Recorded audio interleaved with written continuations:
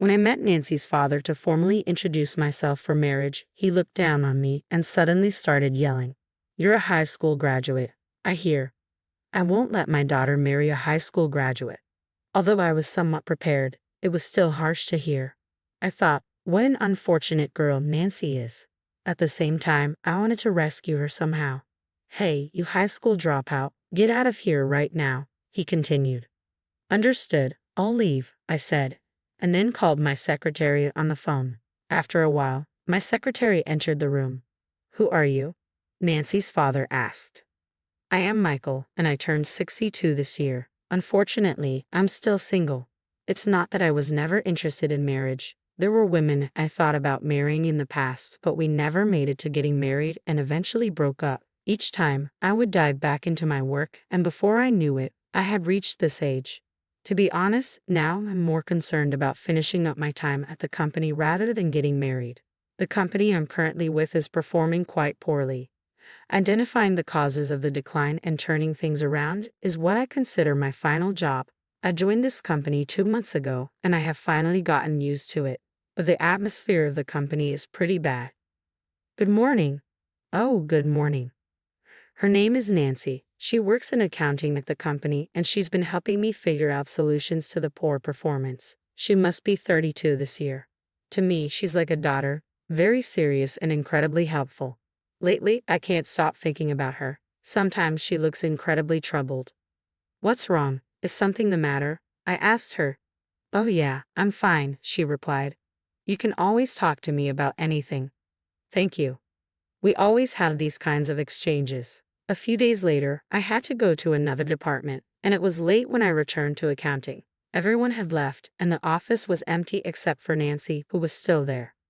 "What? Still working?" Asterisk, sniff. Asterisk, when I looked, I saw that Nancy was crying. "I'm sorry, what's wrong?"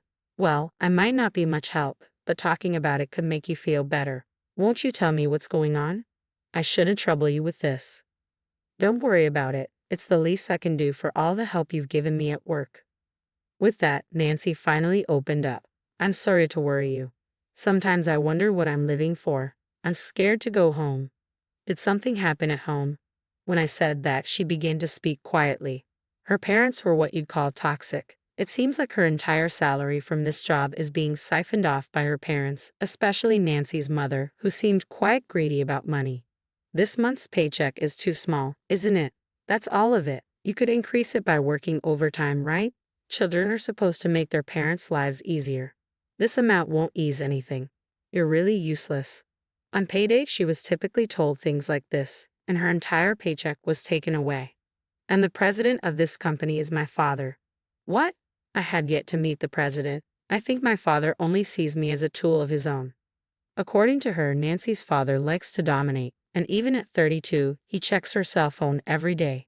Since the parents pay for the cell phone, they feel it's only natural they have the right to check it. "Hand it over now."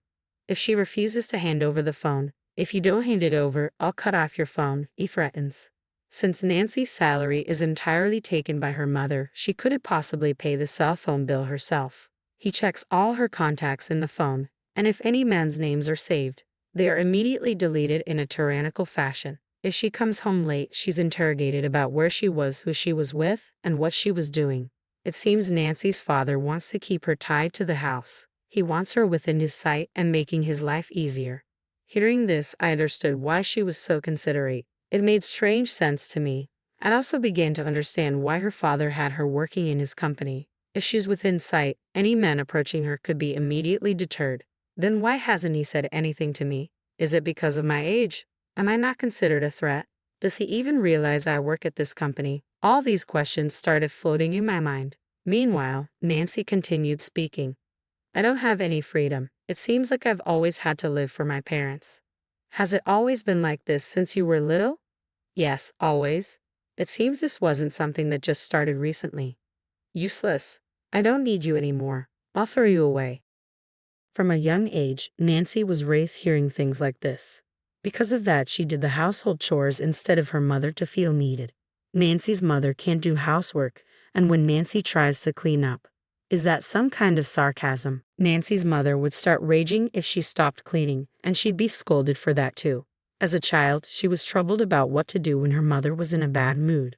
Her mother just wanted to yell, talking endlessly when angry and not listening to anything Nancy had to say. If Nancy ever tried to voice her opinion, it would set her mother off. Nancy had to keep saying yes until her mother was satisfied. I was a child, so I didn't know about the term toxic parents. I took everything my parents said as absolute, believing that everything that happened was my fault. I thought about leaving this world many times. How can I get some relief? If I were to leave this world, would anyone be sad? Even now, she finds herself thinking these thoughts. The painful expression she sometimes showed me now made sense. I see, it's been tough, huh? And still is, Nancy replied, a bit teary-eyed. I do have a dream, even someone like me. What kind of dream? It's been my dream since elementary school to live on my own, to live alone. You're thinking, is that all? Well, yeah. My parents see me as nothing more than a maid, a cash cow. I want to get away from such people. I want my own time. Is it wrong for me to feel this way? Not at all. And I think it'll come true soon. What? Hearing Nancy's story made me think about how unfortunate she was. At the same time, I wanted to somehow rescue her. You'll need to be ready to leave your parents, but can you do that? If you stay with your parents, Nancy, you'll be ruined. I have a plan. As I listened to Nancy, I explained the plan I had thought of. Really? Can I do that? Nancy seemed quite surprised by my plan. Yes, my plan was for us to pretend to get married so you could leave your home. They'll find out it's a lie soon enough. That's okay. It's after you cut ties with your parents. Given my age, Nancy's parents will definitely oppose it. If they oppose, you can just say you're cutting parental ties and leave. But I actually only have a high school diploma. My parents thought it wasteful to spend money on university, so they didn't let me go. What company would hire someone with just a high school diploma? Don't worry about that. I'm a high school graduate too, and there are plenty of companies that would hire someone like you, Nancy. I guarantee it. I had been working with Nancy for about 2 months. Seeing her work, it's hard to believe she learned accounting on her own. I was convinced she was a valuable asset.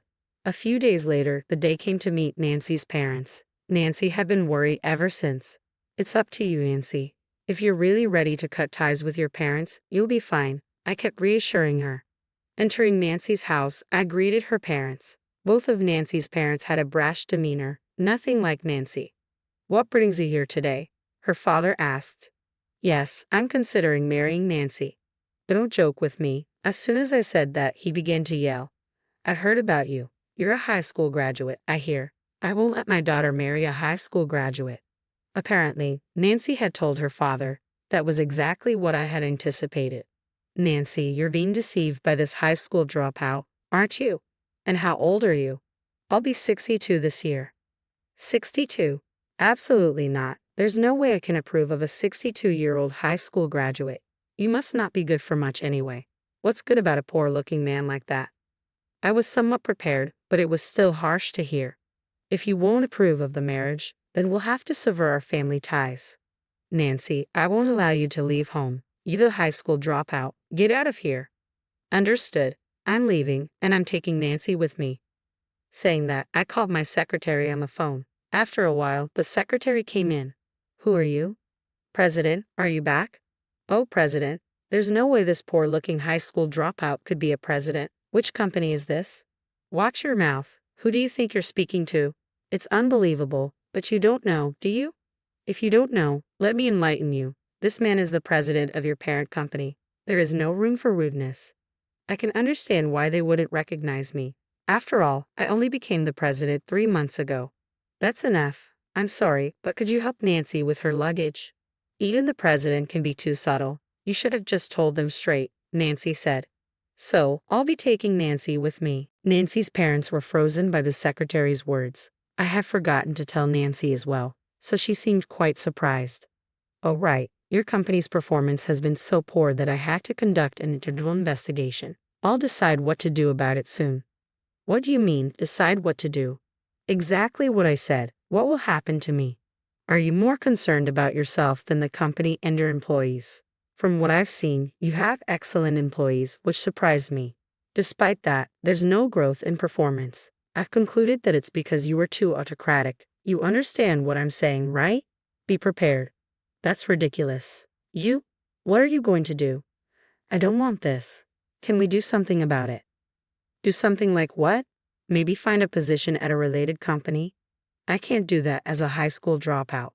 Where's that energy you had just a moment ago? If you had the power you were showing while yelling at me, you could make it anywhere. But please, somehow, it's always about you, isn't it? I'm at a loss for words. I'm going back. If you need me, I'll be at the office. With that, I tried to leave Nancy's house in a panic. Nancy's mother came out. Nancy, what about your mother? Are you leaving me too? Have you forgotten all I've done to raise you, you ungrateful child? Just let me be free for once. Haven't I always done as you asked until now? Don't bother me anymore.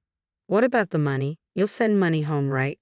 I later learned that although Nancy had been handing over her entire paycheck, she had been given a small allowance. This allowance was barely enough to cover her basic personal needs. I've been giving you money faithfully every month, haven't I? Take care of your own living expenses. Isn't it natural for children to take care of their parents? You're abandoning that responsibility. Yes, that's why I'm saying I'm cutting ties. How am I supposed to live now? It seemed Nancy's parents had always lived selfishly. As long as they were comfortable and secure, that was all that mattered. Nancy was never included in their comfort. They never got involved in anything inconvenient or troublesome. All these inconveniences and troubles had been pushed onto Nancy. That's what led to this situation. I thought that these toxic parents would only be a hindrance to Nancy's future. A parent shouldn't be allowed to crush their child's future. I had told Nancy to be firm and clear in her convictions. From the conversations I've heard, Nancy's resolve seemed firm. Goodbye. I don't expect we'll ever meet again, so take care. With that, Nancy conveyed her message to her mother and came towards the car where we were waiting. It was the moment Nancy truly became free.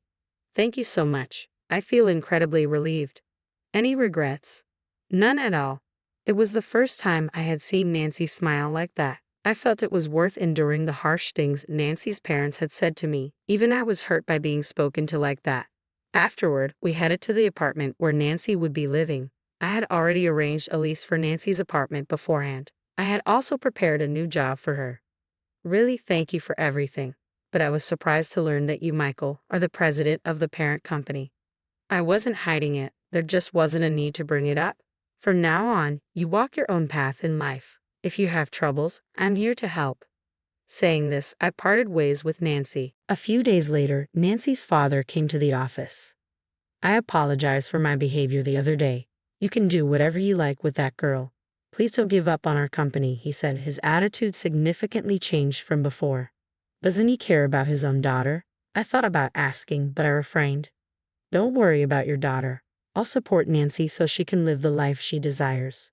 But as for the company, I informed Nancy's father that he would have to resign as president. In return, I promised to continue the business by covering the deficits. How about that? This way, the company can be saved and employees can be retained. That's good, isn't it? That is. Nancy's father's complexion rapidly changed. Oh, what's the matter? I have worked tirelessly for the company. I cannot accept this outcome. I thought you might say that. Did you think I knew nothing during my internal investigations at the subsidiary?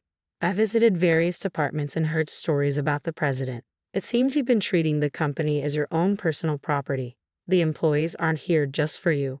Even if I were you, I'd make the same decision. Nancy's father sank to his knees. What will you do?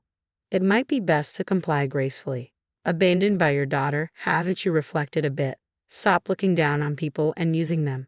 Nancy's father was completely dejected, but it didn't end there. He was also under suspicion for embezzlement. He must have been hoarding quite a sum for himself. How long he had been embezzling money would soon be discovered. He probably didn't want to lose his position, enjoying the perks as long as he could. But such times cannot last forever. A few weeks later, Nancy's father was taken away by the police. I believe the police will uncover everything and he will never be able to return to his former life. After having made so many people suffer, he must face the consequences. As for Nancy's mother, she disappeared around the same time her husband was taken by the police. Perhaps she realized she could no longer siphon money from her husband or daughter. I wondered if Nancy's mother might be holding on to the embezzled funds, but I decided to leave everything to the police. Just when everything seemed to have settled, one troubling thing occurred. When I returned home, Nancy was waiting at my doorstep. Welcome back. What? You came again? Haven't you had dinner yet? I came to cook. Honestly, I appreciate it, but I'm concerned about what the neighbors might think with such a young woman frequently entering my house. But you said you'd marry me, didn't you?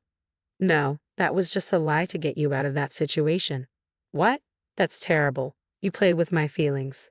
It felt like I was being completely toyed with. Am I too old for you? That doesn't matter. She didn't seem to care at all about what I was saying. I couldn't tell anymore what was serious and what was a joke. Lately, she's been coming over almost every day. After a few months, there I was, living with Nancy. I had given in to her insistence. Isn't there someone more suitable for you? I found myself saying things that sounded like a father. Please don't ever say that again. She would get angry when I said that. You finally have your freedom. You should enjoy your life.